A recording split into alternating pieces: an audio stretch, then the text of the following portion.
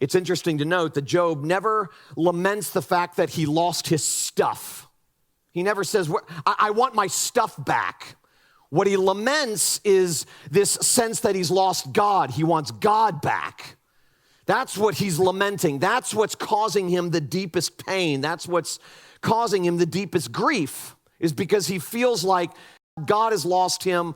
God has abandoned him. God has left him. And for 6 chapters, Job gives his opinions on God. He confronts God, he questions God, he badgers God for answers. Why am I experiencing what I'm experiencing and suffering what I'm suffering? And God doesn't say anything. For a long time, he stays silent. He's letting Job grieve. He's letting Job question. He's not shutting Job down right away. He's letting Job express himself. And we've said week in and week out that one demonstration of God's mercy, one demonstration of God's grace is that he gives us the space to express the way we feel. And so this is what we see. We see Job for 6 chapters going on and on and on, confronting God, challenging God, questioning God, badgering God for answers as to why he's suffering, and God remains silent until he finally speaks in chapter 38. And I love the way that chapter begins. It says, out of the whirlwind, God finally speaks. And I mentioned that life in trouble feels like a whirlwind. When we're suffering and we're feeling like life is inside out and upside down, like we're living our lives in a washing machine, it feels like a whirlwind. And it says that God speaks to him from the whirlwind, not on the other side of it, not outside of it, but in it, from it. And I love his first question to Job. He says, Job, for a long time now, 6 chapters to be exact, you have been questioning me. Now brace yourself like a man, because I'm about to question you. And for 4 chapters, God just asks Job question after question after question. And he begins by asking Job, where were you when I was laying the earth's foundations? You're questioning who I am and what I've done and how I do things. So let me ask you a few questions. Where were you when I was telling the lightning where to strike and the thunder where to roll? Where were you when I was creating sea creatures that no human eye will ever see? I simply created them so that I could see them. Where were you when I was the midwife to the goats in the hills? Where were you? Are you able to tell the stars where to go and how to shine? Are you able to tell the sun when to rise and when to set? And after God just sort of flexes his muscles and shows Job who he is, we get to chapter 42. And Job finally responds to this grand, magnificent display of who God is and what God is capable of doing, God's power, God's might, God's size. And Job responds to that. And it's funny because for 4 chapters, God asks Job a series of questions that helps Job see how small he actually is. And ironically, by learning of his smallness, and we'll get back to this in a minute, by learning of his smallness, he's set free.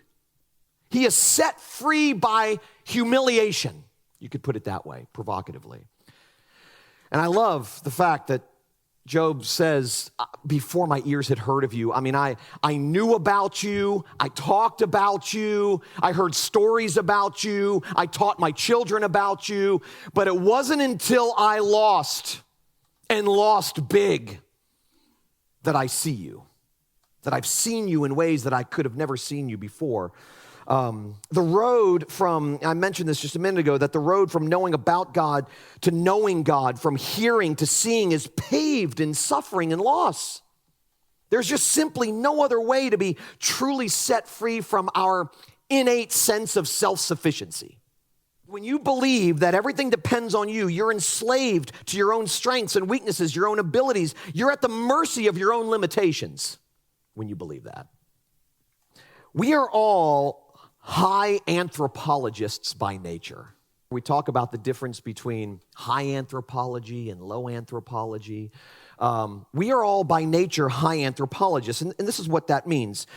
That's just a fun and fancy way of saying that we tend to believe that we're better than we are.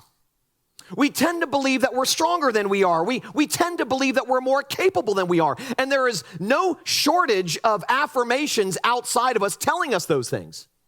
You can accomplish anything. If you just set your mind to it and you focus, you can do anything. We feel more valuable if we believe that we can accomplish anything, that we can make it through anything, that we can fix anything if we just try hard enough and apply ourselves. But this overinflated view of ourselves, this high anthropology, okay, sort of a high view of mankind, a high view of humanity. We're big, we're strong, we can accomplish anything. This overinflated view of ourselves is actually enslaving. What happens when we can't overcome the addiction for more than a week? When no matter how hard we try, we can't beat our anger problem. When no matter how hard we try, we can't seem to tame our tongue or get past our anxiety or escape our fears. We know what that feels like. What happens when no amount of positive thinking can scale the wall of guilt and shame you feel?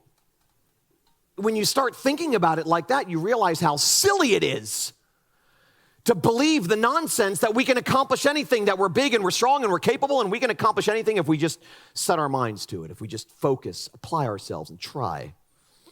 See, the only thing that can set us free from the bondage of relying on ourselves is coming face to face with our own deficiencies.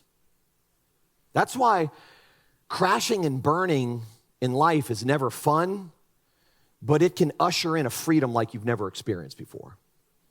Because when you come face to face with your own deficiencies, your own weaknesses, your own limitations, and you finally come to the realization that you can't make it on your own, that's when God's grace shows up in such brand new, bright, and liberating ways and reminds you of who He is. And when you are reminded of who He is, you see yourself for who you are.